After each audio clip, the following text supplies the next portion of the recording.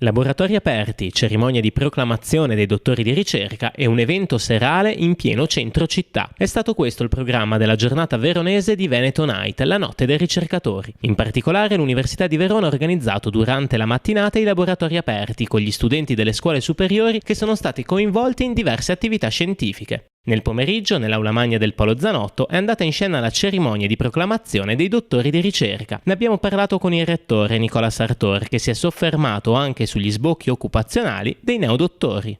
Saranno 137 felici strette di mano per consegnare loro il diploma del percorso più alto di studi che è previsto, quello del dottorato di ricerca. Vedremo se quest'anno, come negli anni scorsi, c'è la prevalenza delle donne, che è un altro bel segno perché dimostra la loro tenacia in un contesto nazionale dove a volte ci sono ancora qualche pregiudizio.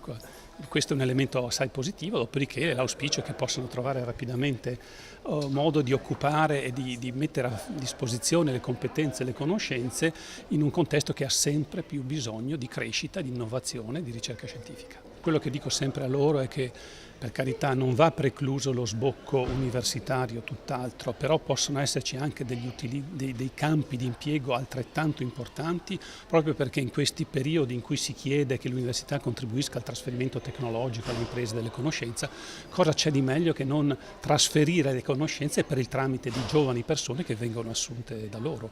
Ospite della cerimonia Antonella Sorace, docente dell'Università di Edimburgo, che ha tenuto una Lectio Magistralis sul bilinguismo e le sue implicazioni sulla società. L'apprendimento precoce delle lingue è sempre più attuale perché abbiamo appunto fenomeni di immigrazione che richiedono un'integrazione linguistica precoce e quindi bisogna avere fiducia nelle capacità cognitive dei bambini, ma bisogna anche conoscere come i bambini imparino le lingue a diverse età. E quindi bisogna stabilire un ponte tra noi ricercatori e la società in modo tale che le persone possano prendere decisioni informate sulla base della ricerca.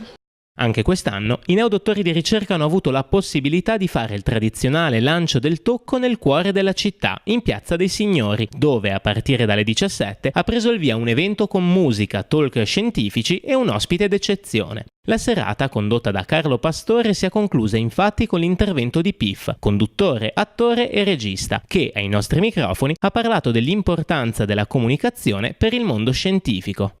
Una cosa che ti insegna la televisione, che è piena di difetti il mondo della televisione, ma una cosa che ti insegna la televisione è che ti stai rivolgendo a tutti e quindi devi semplificare. Per alcuni ambienti la semplificazione viene vista come un'offesa al proprio lavoro, invece no. Cioè alla fine la comunicazione purtroppo ha delle regole ben precise. Bilancio positivo per la serata, con moltissimi cittadini che hanno affollato Piazza dei Signori durante tutto l'evento.